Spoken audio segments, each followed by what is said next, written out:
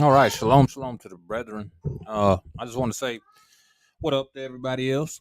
Um, this is a re-recording of the lesson I did last week.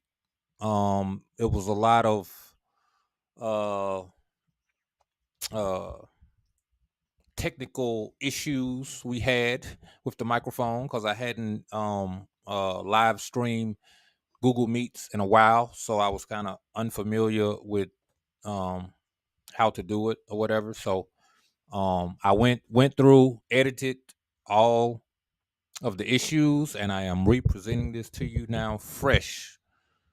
And hopefully you are edified from what is brought forth. All praise to the Most High Yah. Thanks to his being Yahushua HaMashiach. 12 tribes, one nation. Hallelujah.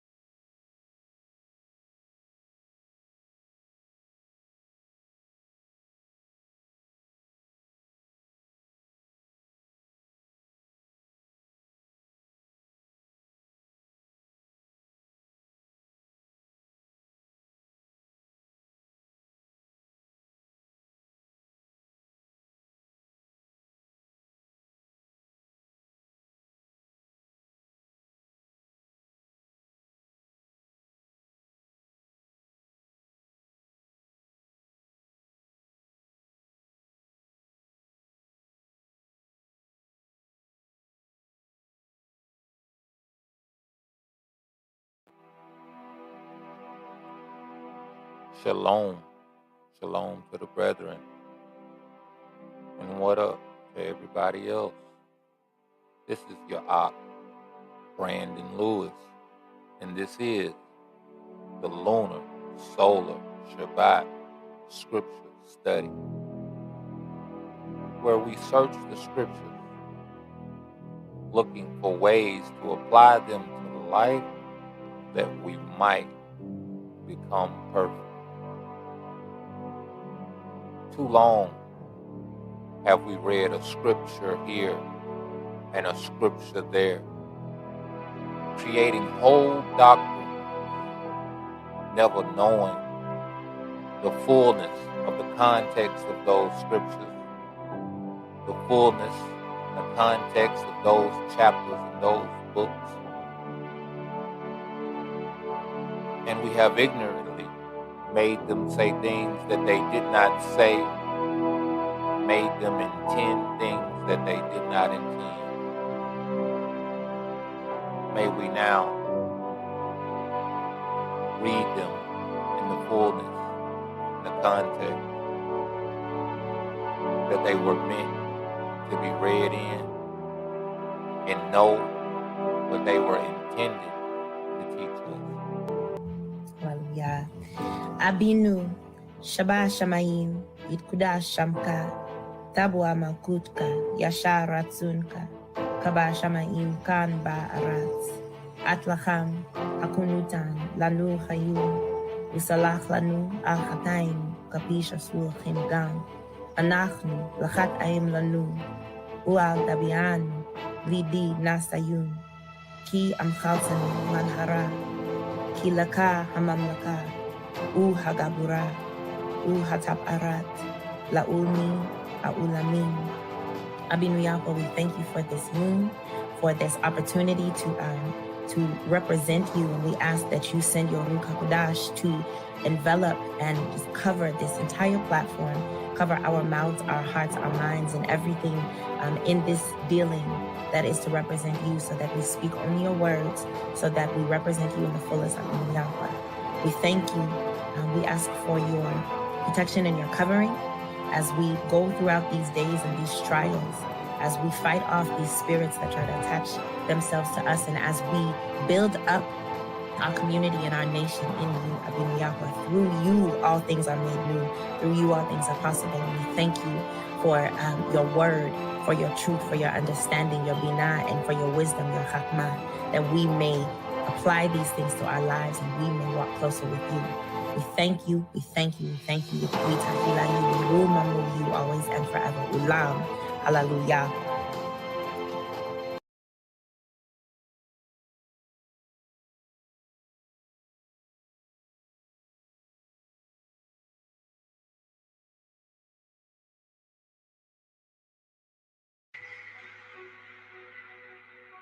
I lift your name when I don't know what to do. I'm just going. So much going on in my life right now.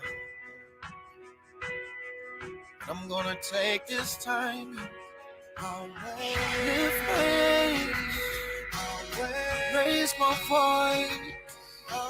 You're the one I love. I have no choice. I'm gonna wait on you, I am Lord. I ain't going nowhere.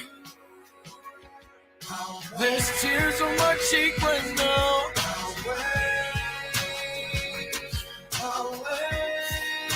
I'm gonna sing this song.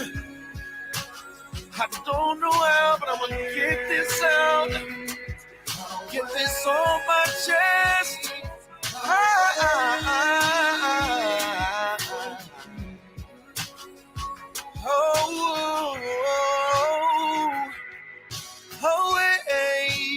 I'll wait on you, I will. I will. Oh, yes.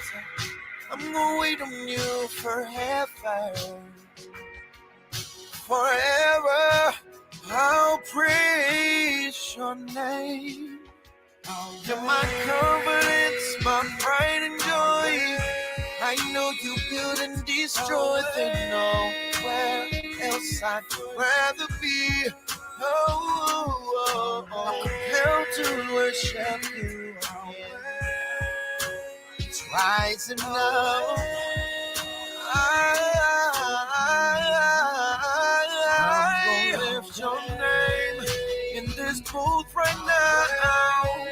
Please, I need a touch from the Master. I'm gonna lift your name. I'm gonna spread your fame. Nothing else gives me more pleasure than to glorify you. No. Nothing at all. I'm gonna lift your name. I'm gonna spread your fame. Nothing else gives me more pleasure, Lord. Break me down, crush my pride. I'm running home and I see your arms are open wide.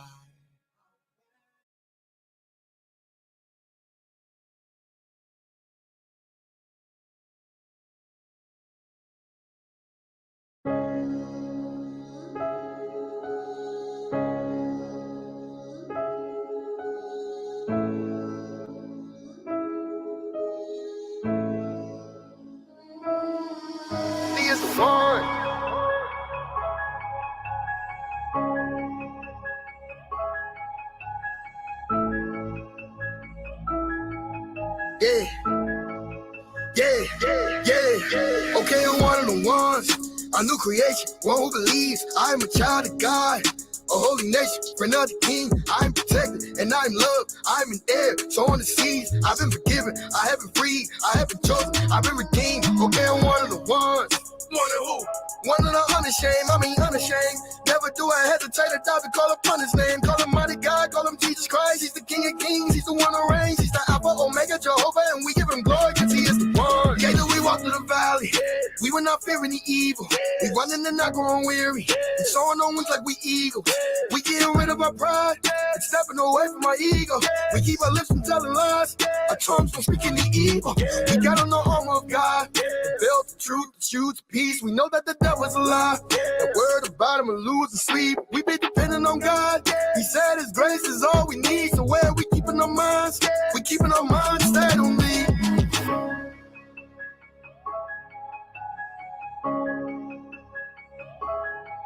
Cause he is the one.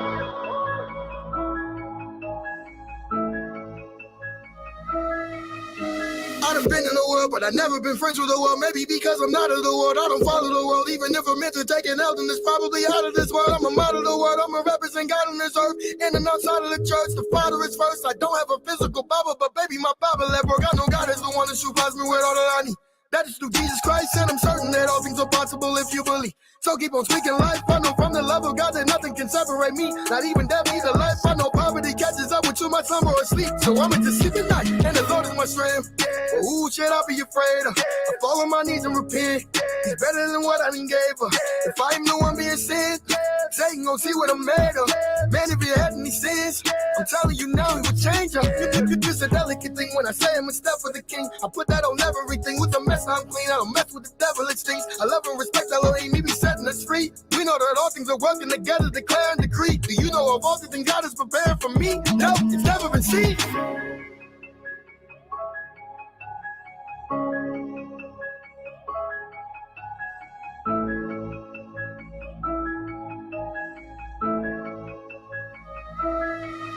Okay, I'm one of the ones, a new creation, one who believes I am a child of God, a holy nation, friend of the king. I am protected and I am loved. I am an heir, so on the seas. I've been forgiven, I have been freed, I have been chosen, I've been redeemed. Okay, I'm one of the ones.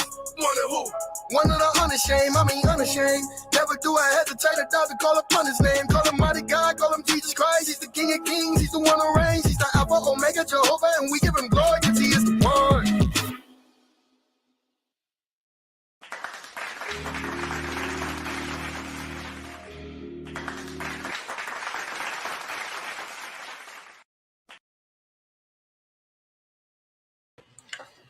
All right. Shalom, shalom to the brethren. Shabbat shalom. Shabbat shalom to those of you that know about such things. And to all of those of you that don't, what up? This is the Lunar Solar Shabbat Scripture Study. And this is Yah Brandon Lewis coming to you from the house of B. Lou. We say shalom to you all that are brethren. And today we are talking about, 1 second, let me get it pulled up for you. Today we are talking about the might and kindness of Abraham and the weakness, bitterness, and hatefulness of his wives. You might say, hold on, you talking about Sarah and Hagar? What do you mean hateful and bitterness and wickedness in Sarah? We ain't heard about no bitterness in Sarah, wickedness in Sarah. Well, this is the thing, is that life gives us circumstances and things that we have to learn and grow. And in order to learn and grow, you got to go through an experience that is adverse, right? Adversarial to you.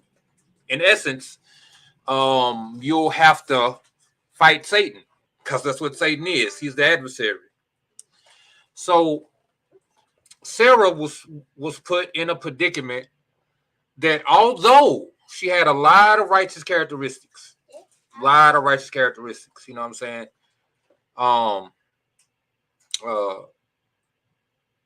But something happened in her heart, in her heartstrings, right? That's the deadliest things is matters of the heart. You could deal with hard things outside of yourself a lot easier than you could deal with matters of the heart. Sometimes it's only a certain thing that could get you off. And generally, that is a matter of the heart, something that is very intimate and personal to you.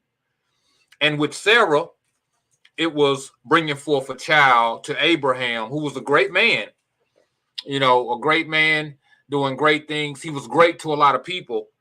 And she felt inadequate to bring forth him a child. And then you have Hagar, who was used to bring forth the child. It's a lot. We're going to get into it. I don't want to spill all the beans, but if you know the story from the 66, what we are about to read in Jasher goes a little bit more into detail, right? A lot more, to where Hagar is not called a handmaid or a concubine. She was called his wife, and it's a lot. So let's get right on into it. We will not present straight from StreamYard. I will be presenting from Google Meets. And if you would like to be a part of this conversation, you could join in via the internet, or you can call in and tap in live with us. All praise to the Most High Yah for all of these abilities for us to join one another in communion, even if we are hundreds or thousands of miles apart. So let's get into it. Let's get it shared up. There's a lot going on. This technology is fairly new and it's not often used by me. But we're going to get it. I'll show y'all what's what. Today we are talking about the might and kindness of Abraham and the weakness, bitterness, and hatefulness of his wives. Right? This is coming out of the book of Jasher, chapter 16. So we are in Jasher 16, and we are skipping down to verse 13, right? Because what's happened is Abraham has joined a war between kings, right? And he joined the war because his nephew Lot was missing. He went back, he got Lot, conquered and everything, and now he's taking these kings' stuff. 13 starts with these kings asking him for their stuff back. And we read, starting from Jasher 16, verse 13, it says, "And all the kings of Sodom and Gomorrah were there with their servants, approached Abraham and begged him to return them their servants whom he made captive, and to take unto himself all the property. And Abraham answered the kings of Sodom, saying, As the Master liveth, who created heaven and earth, Shemaim and Araz, and who redeemed my soul from all affliction, and who delivered me this day from my enemies, and gave them into my hand. He says, I will not take anything belonging to you, that you may not boast tomorrow, saying, Abraham became rich from our property that he saved." This is very, very key in outlining Abraham's trust, or his amunah, or what the Christians call faith in the Most High, because it says he was promised. 15 says, "For the Master, my power, in whom I trust, said to me, Thou shalt lack nothing, for I will Baruch thee in all the works of thy hands. So he's trusting in what he was said, and he's trying to stop the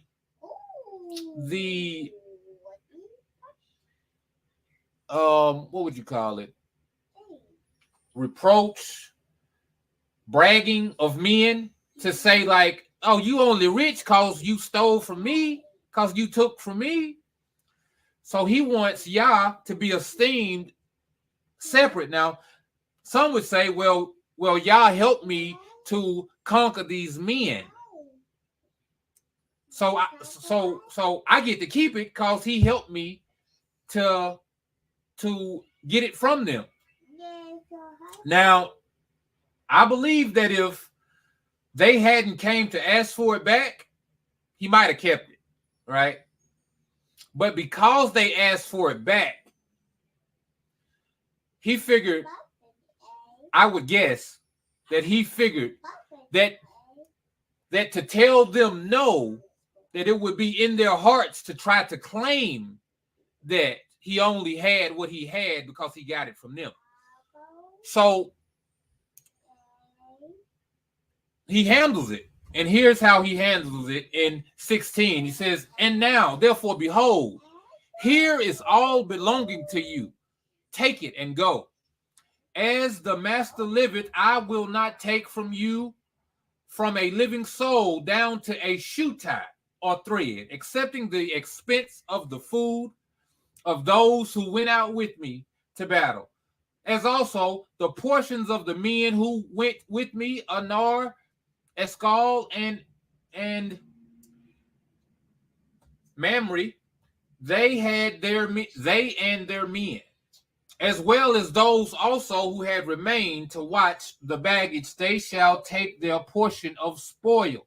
So here we see Abraham's role as being a leader, being a head of his household and a head of those who follow him. He said, listen, I'm going to give you your stuff back. Everything except what the people that came with me need. I got to take care of those that labored. I have to take care of those who aided me. And I'm going to take care of it out of your stuff. I'm talking about, because the only reason I'm here is because you kidnapped my nephew and I had to come get him. And I had to get people to come help me. So I'm going to make sure they straight. I'm going to make sure they pay. And then I'm going to give you what's left to your stuff. Right? These are the kind of characteristics we have to analyze and see. Not so much about a fringe or, feast day, but a characteristic, a quality about oneself that is admirable. It's admirable for him to take care of people that took care of him. It's admirable of him to give to those that don't even deserve. Them people don't deserve their stuff back, but he's finna give it back. It's admirable. It's virtuous for him to do these things. What we got here?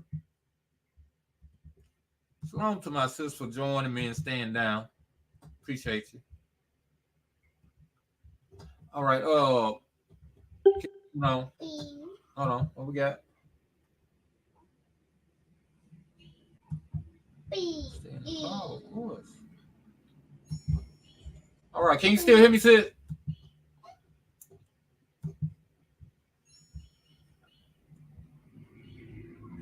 And the kings of Sodom gave Abram according to all that he had said, and they pressed him to take of whatever he chose, but he would not. You see how they asked for their stuff back. He said, okay, I'm going to give you your stuff back except what my men need. Right? After all of that took place, they tried to give him more than what he allowed them to keep. Now they're trying to get in his good graces. Hey, that listen, we just ain't want to be broke, but you are who you are. And they trying to offer like peace offerings to the man. Like, here, take this. So his honor is speaking for itself, because he's saying, I'm not taking anything for myself. I only want stuff for my men. They're saying, here, take something for yourself.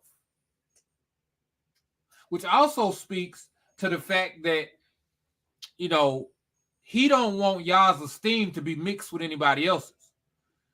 What he have, he gonna say, y'all gave it to me. No man gave it to me, y'all gave it to me. Which it did happen through him acquiring lands, to him acquiring certain animals that was worth money, to him moving in these lands and speaking to people and having people join him. That's how he had enough men to go to war. Because up until this point, he had been traveling and living in different places, and he had been telling people about the Most High. And these men were joining him and becoming part of his household. That's how he had trained men. That's how he had soldiers. Because he had been converting men, and men had been joining themselves to him. Now, why are they joining? Because he had a knowledge and a wisdom given to him by the Most High that caused him to convert them. Right? So everything he's acquiring and getting is coming by way of the Most High.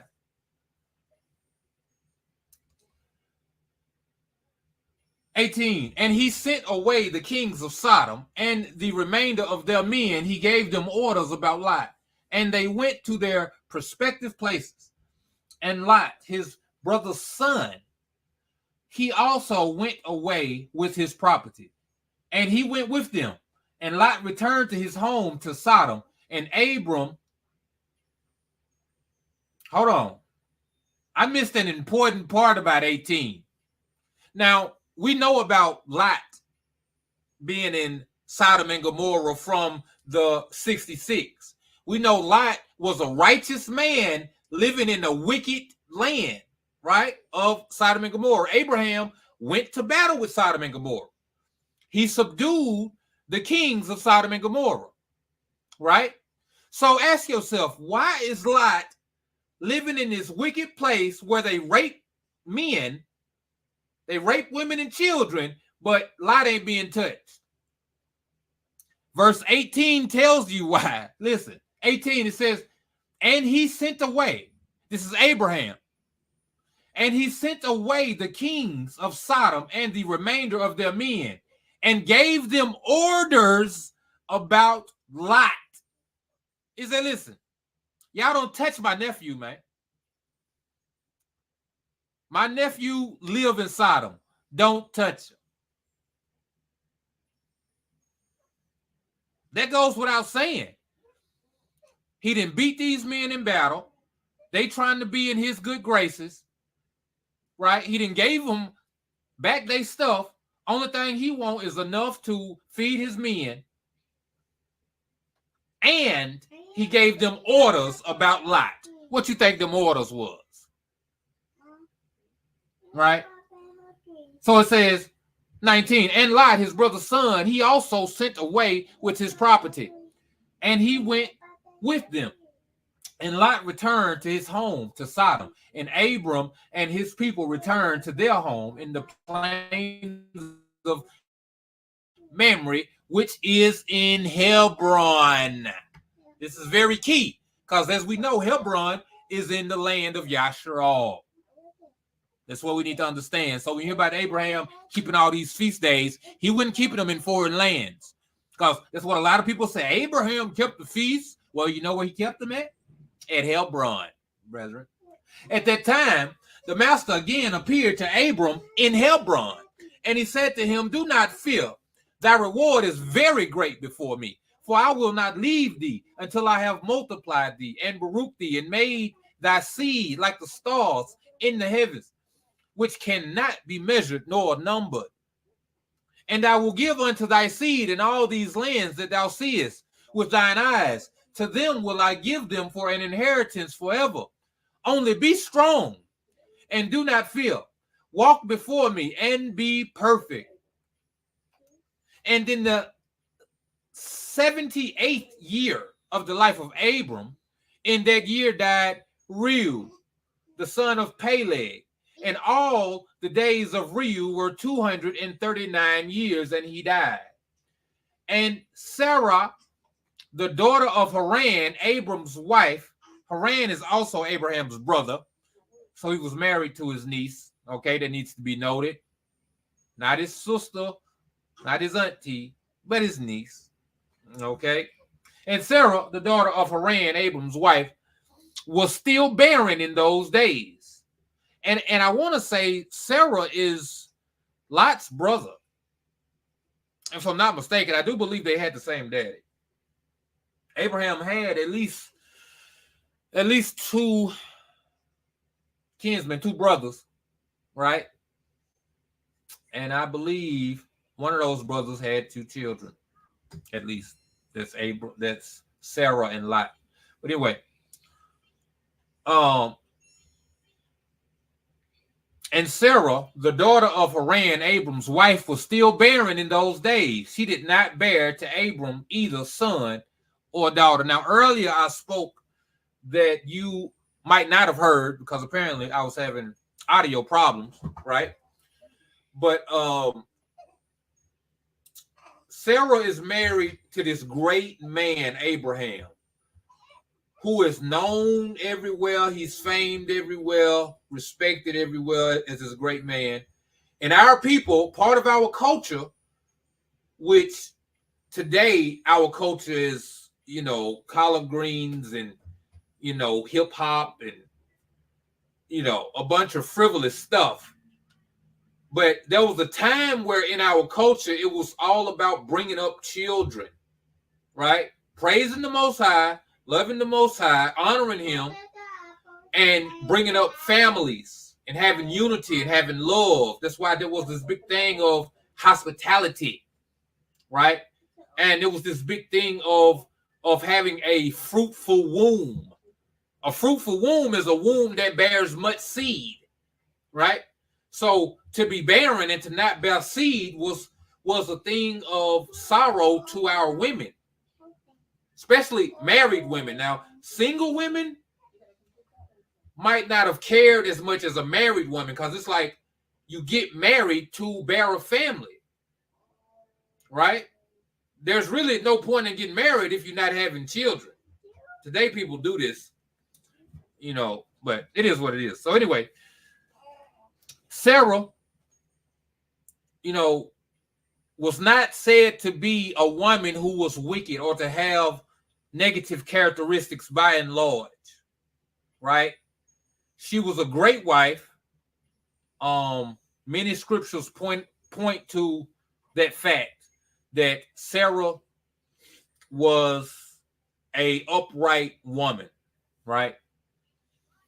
But due to this barrenness, I spoke earlier on this, in this matter of the heart, right? She could probably bear with war, bear with famine, bear with all kinds of adversities that are outside of herself and handle that with no problem. You know what I'm saying? But when it comes to this matter of being a barren woman, of being a woman that can't fulfill her duties as a wife, she felt inadequate about this, and it really caused some negative characteristics to come about in her, right? Whereas she was kind, she was loving, she was pleasing, because of this barren situation, she became hateful, she became mean, she became bitter. We're gonna read. And the whole time, what's lacking is Amunah. Although she might have had Amunah prior to this situation darkened her eyes. As similar situations might darken our eyes. We might be the type, listen, we ain't worried about Christmas, we ain't worried about eating unclean meats, we ain't worried about any kind of sexual immorality. But we have a matter of the heart that pains us, that grieves us. Children, spouses, illness, barrenness like she had. Man, I can't have children. You could be impotent as a man. You know what I'm saying? Your thing won't work or whatever. You know what I'm saying? But these be matters of the heart that can cause a person and grieve a person so much that they lose their virtue. This is the point of the lesson, is to be on guard against these types of things that causes a person to lose their virtue, to lose their sight of what's right, and their ability to function righteously during these times of grief, right? That's the point of this story. Hold on, y'all. See where we at. Shout out to everybody.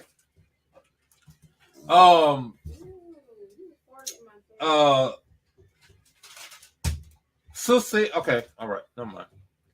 It says, and when she saw, one second, y'all. Let me put up the thing. It's up already. Okay. And when she saw that she bare no children, she took her handmaid Hagar, whom Pharaoh had given her, and he gave her to Abraham, her husband, for a wife. Right? I'm just gonna let that be. For Hagar learned all the ways of Sarah. This is important too. That not only did Sarah have righteousness in her and righteous characteristics, that Hagar had them too. I think we kind of look at Hagar as this tool that was used in this situation, but not giving credit to the fact that she was chosen, that she was found to be worthy of being given to Abraham. See, I know today we kind of just do things for the sake of doing them. We don't really analyze a thing and study a thing out all the way. You don't give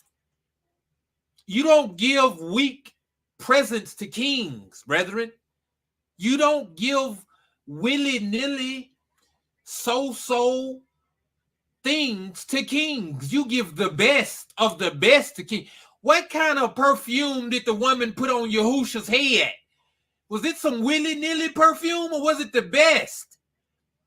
Very expensive. They said, why did you use that perfume on that? We could have sold that for some money.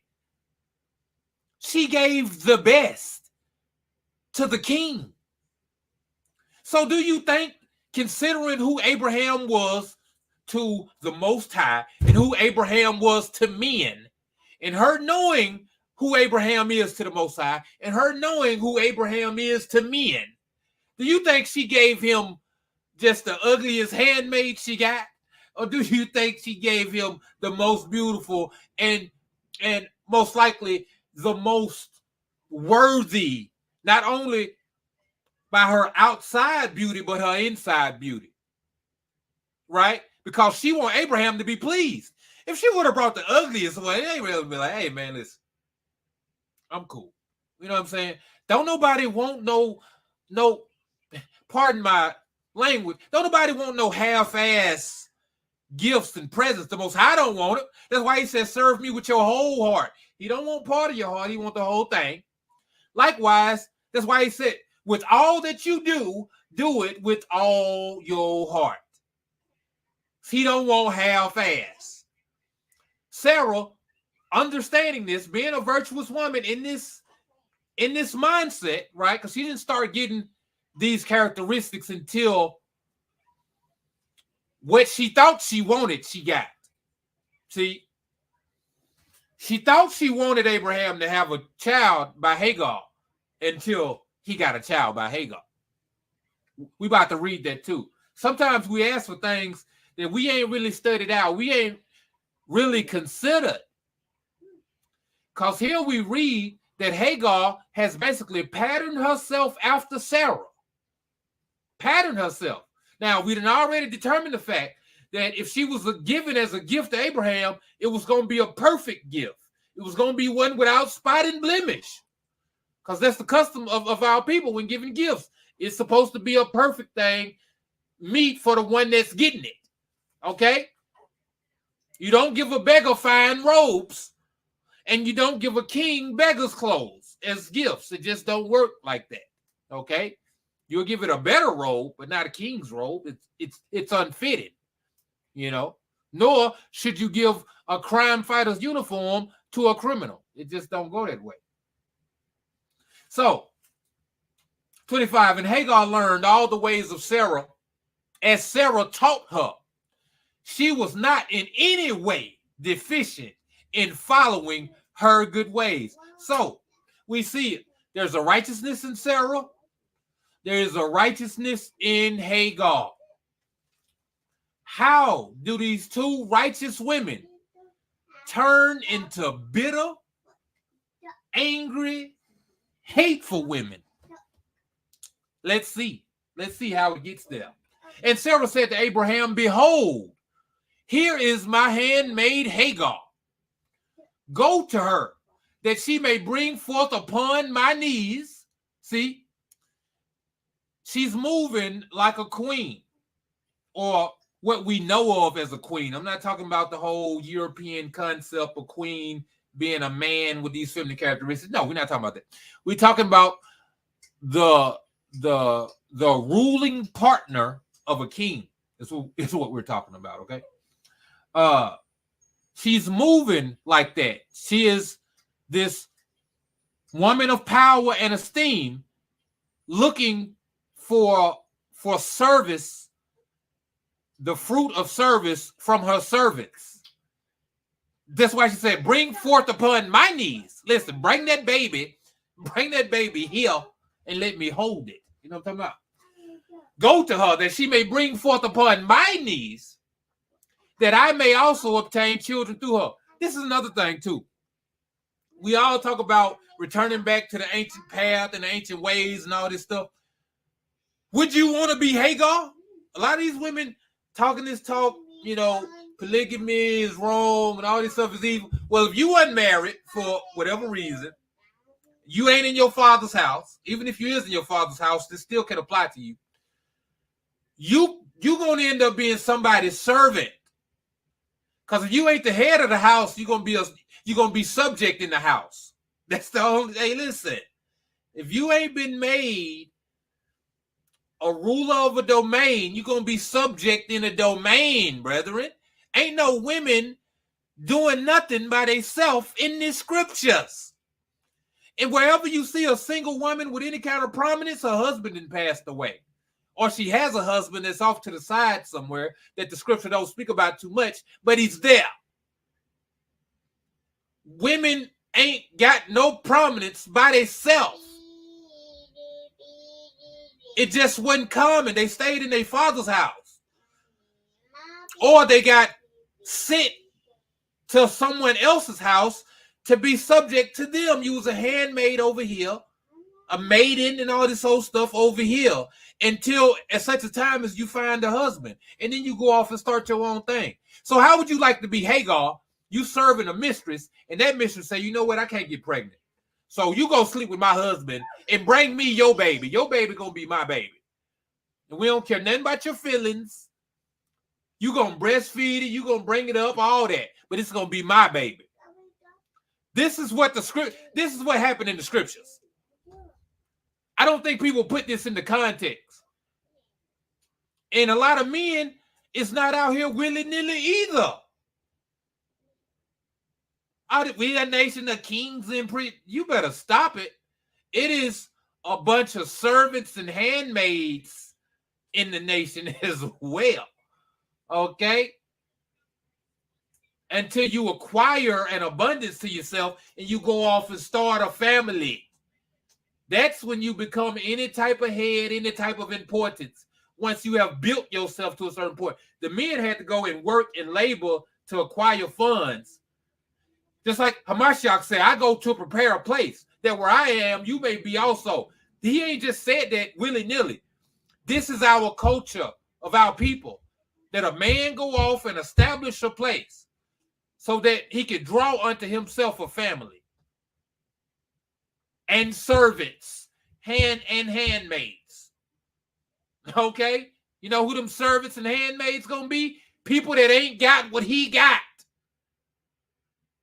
And not because, and hopefully not grown. Hopefully these are teenagers or young men that ain't quite got somewhere. They supposed to be serving him, hoping to get to the place where they have these things. But it was all a unit. You didn't have to hire babysitters because the man have established himself in such a way, he's doing the labor to feed the house. He brings people into that house to help secure his house. So now when he has a baby, the handmaid watch the baby with the wife. They go and help cook dinner and prepare. The men servants help him tend to the sheep and to the animals and kill it and slay it and eat it. It was unified.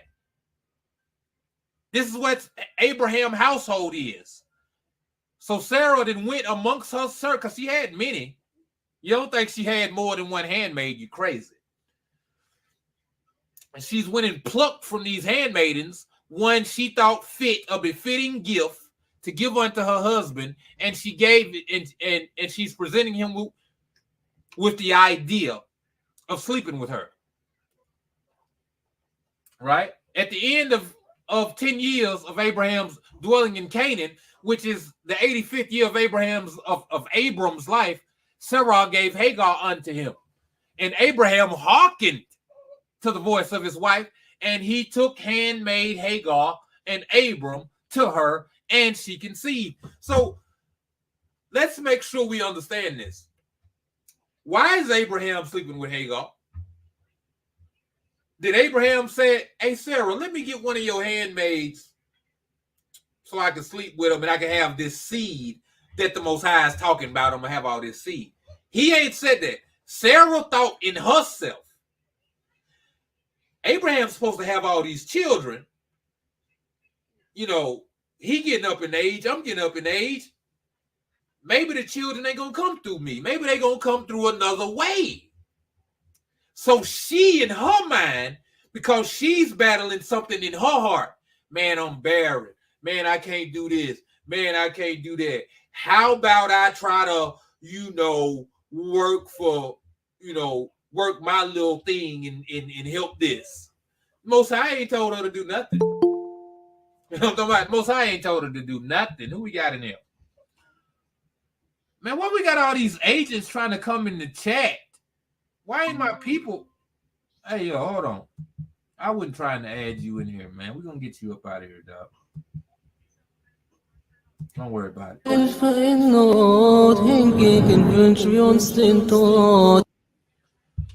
going to get you right on up out of here. Don't even worry.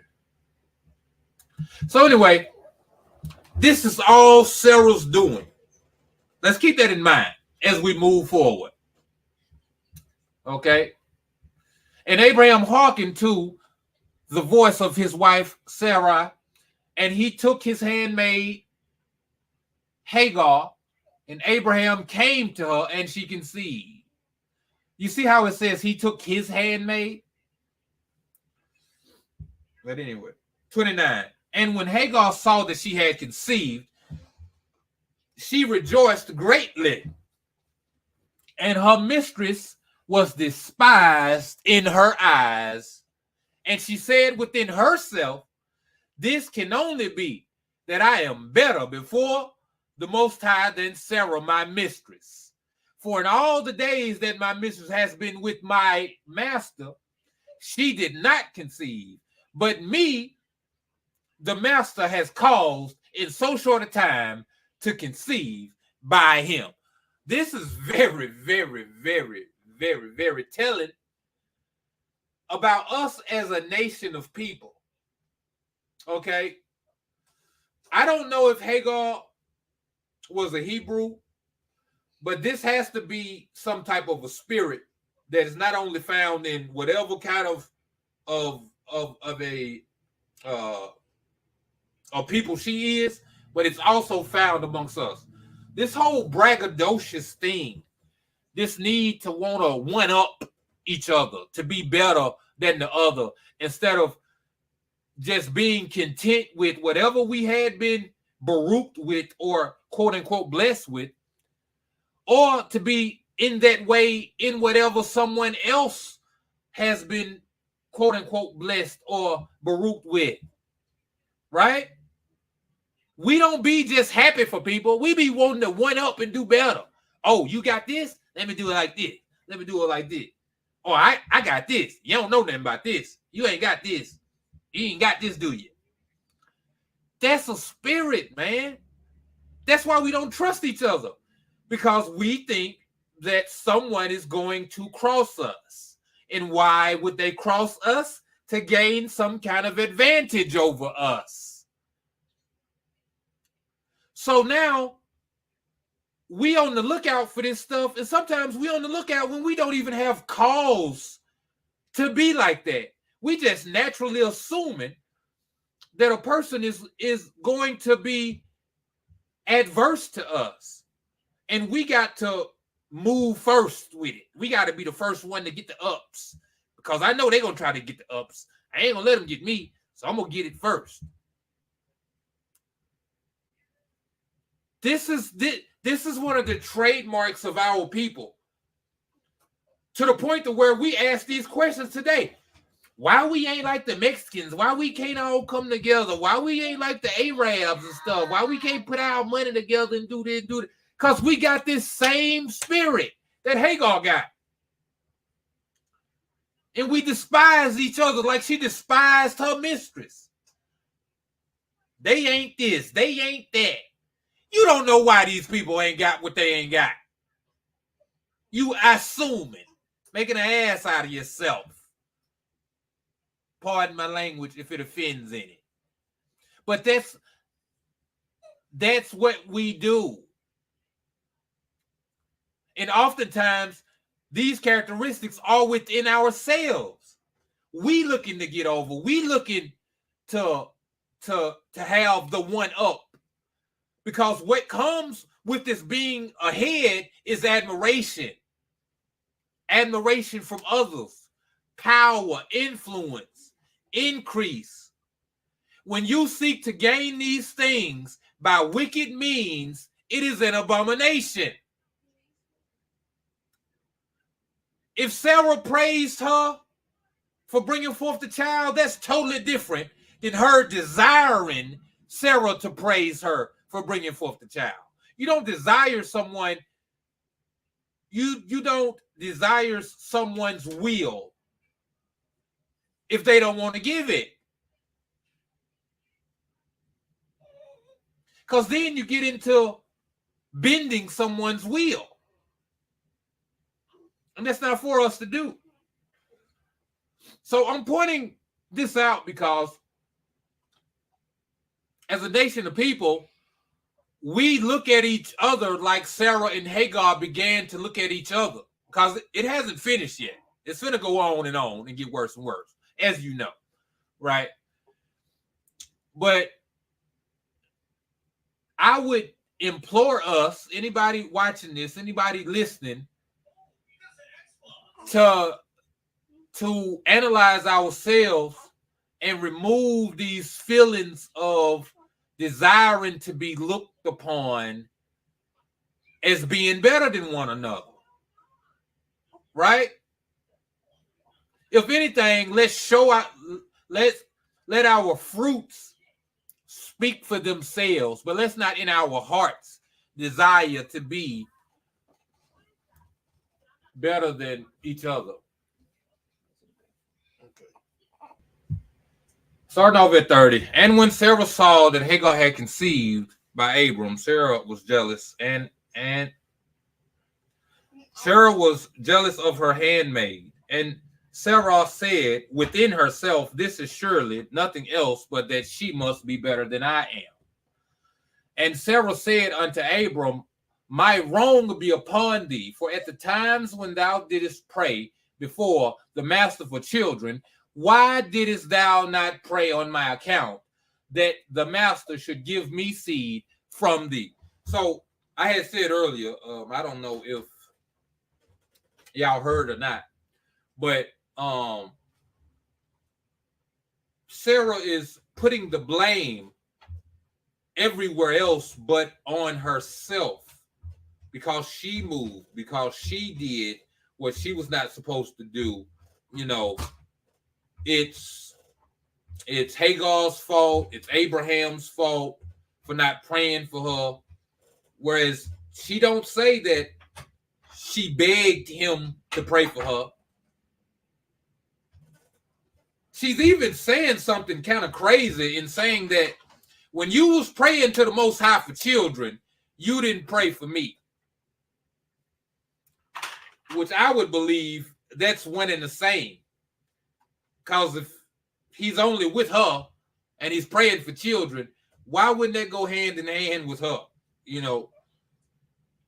So grief and jealousy and heartache and all these things, man, it really causes you to lose common sense in a lot of things.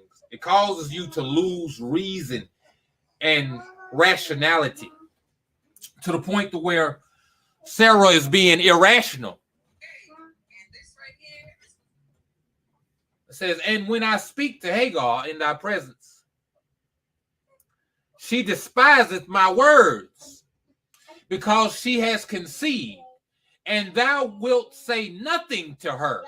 May the master judge between me and thee for what thou hast done to me. So she went from being the perpetrator of all these things. It's her idea. She maneuvered and made all these things happen. And now that it's not turning out like how she wanted to be, now it's Abraham's fault. And now he did her wrong. She said, here is my handmaid, Hagar. Sleep with her. He's like, all right. Now it's, why ain't you pray for me to have kids? Because when she said, here is my servant Hagar, she also said she gonna bring forth seed for me, by you, for me. Now it's, why didn't you pray for me to have kids that you made me give you my servant Hagar? This is why we have to really, really consider the matters of the heart and really, really have to understand that this low place is going to happen. I don't think it's any avoiding of this low place of grief and of doubt and of all of these things, right? I think Abraham is probably the only one where we don't see him in this place like that. Now, he was grieved. When he had to sacrifice Isaac, he was grieved, but he was going to do it anyway. You know what I'm talking about? He was grieved by that thing. That thing hurt him. But he trusted in Yah and said, hey, I don't know what he doing, but he going to do it. You know what I'm saying? So he was grieved, but he wouldn't to the point that he took on these negative characteristics. Now, depending on who you talk to, some would say the fact that he slept with Hagar was negative characteristics. They say he had a lustful heart or something like that. But them kind of people, they probably got fake eyelashes and still saying this stuff. But we see with almost all of the patriarchs this low place. We saw this low place with Peter when he denied the Hamashiach 3 times. For one, his friend and his teacher and his Messiah has been killed, right? For 3, these people out here diligently searching for all the people that was with him so they could kill them. So he's got distress, he's got hurt, and now he's got fear or terror of being killed on him. To where he said, man, I ain't gonna never deny you, Messiah. But when them matters of the heart got on him, because he grieved about his friend, and he's scared by his enemies. When that thing got on him, he said, listen, man, I don't know that dude, man. I don't know what y'all talking about, man. What is y'all saying? Yahusha? You talking about son of Noon? Know what you talking about? I don't know no Yahusha Nazareth. I don't even go to Nazareth. No. I don't be going to no Nazareth. I'm from Zebediah. Whatever it was he was at. No, I don't know nothing about no. I don't know nothing about no Yahusha Nazareth. Only Yahusha I know is the son of Noon. That's the one I talk about. But anyway,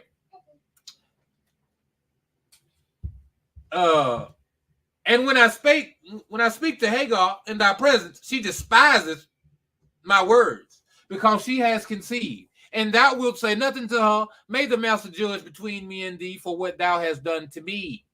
And Abraham said to say, listen, man, Abraham cold-blooded. This is how you know he a brother. Listen, Abraham said to Sarah, behold, thy handmaid is in thy hand. Do unto her as it may seem good in thy eyes. And Sarah afflicted her, and Hagar fled from her to the wilderness. What did Abraham say? Abraham said, listen, man, that's your handmaid. What you come telling me complaining about her for? You run that. Do to her what you want to do. He say, ain't you the queen of the house? Ain't you the head of the house? Don't she work for you? You coming to me whining about that stuff, man? Go handle that. That same thing. That same thing the angel told to Joshua. Joshua crying, whining about the fact that they done lost the war to them people and all this stuff. Angel said, man, get up, man. You got an unclean thing among you, man. Go take care of that. Go handle that. Them your people. That's what the Most High told Moshe. Your people getting out the way now. Your people down there acting crazy. Go talk to your people. Go handle your people. See, this is the authority given to a person to take care of what they're supposed to take care of and to run it and operate it appropriately. Abraham relieved himself of that. He said, listen, granted, I can go and get into that. In his wisdom, he said, listen, you started all this. You know what I'm talking about? Only reason I slow with Hagar because you told me to. You go handle that. You got authority to go and handle that. What you crying to me for? It's just like the angel told Joshua, man, get up.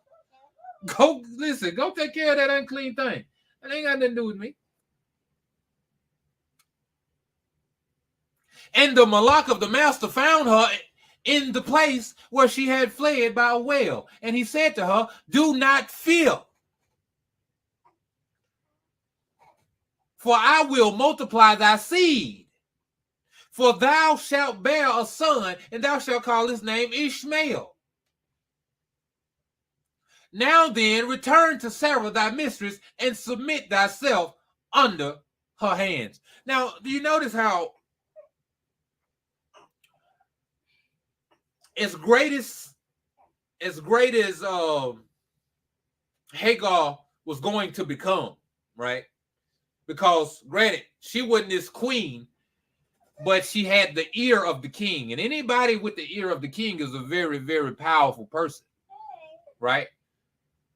So Ishmael became a king in his own right.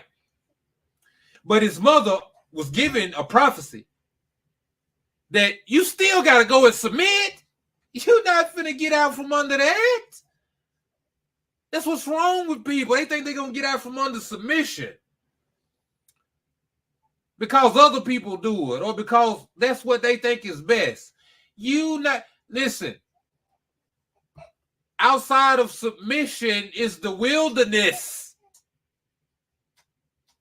That's why you gonna go submit, to escape the wilderness, desolation, persecution, and terror by the night and by the day. That's the wilderness. A lack, insufficiency. You escape that and go into submission. Why did the Most High say? Why did the Most High say he gonna bring you through the wilderness into milk and honey? Because for one, they had to learn to submit. They was wild. That's why he put them there. That's why he put us to the four corners of the earth. You know why? Because we're wild. So he said, I'm going to send them to the wilderness of the peoples. You're not going to go to a wilderness with trees and tigers. Now, this is what people is waiting on. This is what they're waiting on. They're waiting to go with lions, tigers, and bears and snakes and all this old stuff. That this is going to be the place where they learn submission. No. You know where you're learning submission at? You're learning it today. Okay? You're being given lessons by messengers of y'all. You may not think I'm a messenger of y'all, but I prayed for y'all to use me to speak the things he would have me to speak to the people he would have to hear. So I asked to be his messenger. You know, I don't plan a lot of these things. This stuff be off the top of the dome. This be just last minute figuring out. Now, you got people that have all these notes and do all this other stuff. I don't do that, by and large. I have in the past, but this ain't one of them times. So you being taught, you being shown things so that you can consider the information you're getting. Now, other people, they're going to come talk to you about other things. They're going to tell you about other things. But a lot of them things oftentimes are not addressing these matters of the heart. You know, I'm here to hit you with the matters of the heart. Not only to you, but to myself also. Right? To all of those within the sound of my voice. Okay? So, you got to go to the submission. You got to go through this period of discipline, submission, even affliction before you can get to the promised land. That's what happened to the people. That's what happened to Sarah. Happened to Sarah too. You've been all these years, you've been barren.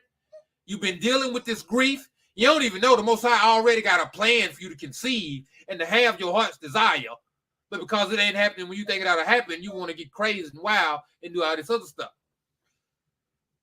But it was presented that way for you to go through it. So that when you go through it, you ain't going to believe what you're going to know. That he is the Adon. That he is the allure. That's what he said. By this ye shall know that I have ahabed you. They shall know that I have ahabed you. And that I am the Adon, the allure. The master. Why? Because I can make it happen. Because I put you through hell or allowed you to go through hell so I can bring you out. Took you from on low, set you on high so you can look back and you can loathe yourself for tripping and you can ahab me for bringing you through. You see, you do everything for a reason. Hagar going through this hell being hated by her mistress. Now, granted, she played a part in it by hating on her mistress. She should have been like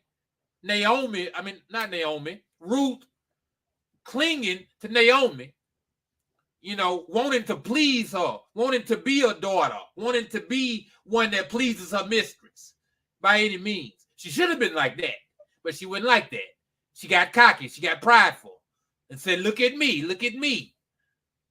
Well, that's why you got beat by your mistress. No, your mistress beat you and cast you out. See, you got to pay for what you do in some sort of way. But then you end up like Paul and say, I count all these things as barakahs or quote unquote blessings. I count all these things, all the hard times and the good times. I count them as a quote unquote blessing. And then you loathe yourself for the part you played in your hard times. Sometimes we got to get old to realize this stuff. Y'all, it's made fit that we don't let so much time pass in this learning. You got to learn it. You got to learn it. But you ain't got to wait 20, 30 years to learn it.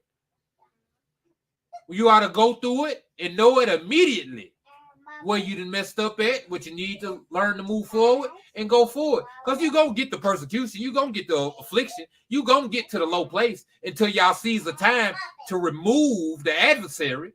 See, that's what you got to understand. The adversary is still in your rights. And the adversary is for a trying and a testing. You ain't going to believe it. When he removed the adversary, ain't going to be no need for trying and testing no more because you're going to be in the past. That's when you're going to take them out the way because you didn't pass your test. That's why he said, no one shall grieve them anymore. No one shall afflict them anymore. You know why? Because they didn't pass their test. When they get into the land of milk and honey, ain't no more drought. When you get into the land of peace and prosperity, ain't no more war and grief. Anyway, thought I am. 35, and Hagar called the place of that well Beer Lahai Roy. It is between Kadesh and the wilderness of Barad. And Hagar at that time returned to her master's house, and at the end of days, Hagar bare a son to Abram, and Abram called his name Ishmael, and Abram was 86 years old when he begat him. Todayah. Okay. That's what we got. That's what we got for y'all. I pray that y'all have gotten some understanding from this thing. My sister's been in the comments. She says she fell asleep. What you trying to say? My content put you to sleep, sis? Is that what we doing? She says, I remember as a people, we go through the same stuff. Moments where he could have defended his name character whom he knew firsthand, he didn't. Hallelujah. Ruach HaKodesh. All right. Well, that has been the reading for today. I hate that it was so many technical difficulties and all this old stuff, man, and just a lot of riffraff going on, man. But I'm gonna try to go through and edit this video so that you could have a pure video without all these issues and problems in it. And I give all honor and esteem to the creator of the heavens and the earth, the seas and everything in them. And I give thanks to his chosen representative, Yahushua HaMashiach, who the world knows as Jesus Christ. And I say shalom to the brethren. I know, sis, it ain't working. The background ain't working, sis. I know it look wild, but so what? It is what it is. But anyway, shalom to the brethren. What up to everybody else? It's 12 tribes, but it's one nation. Hallelujah.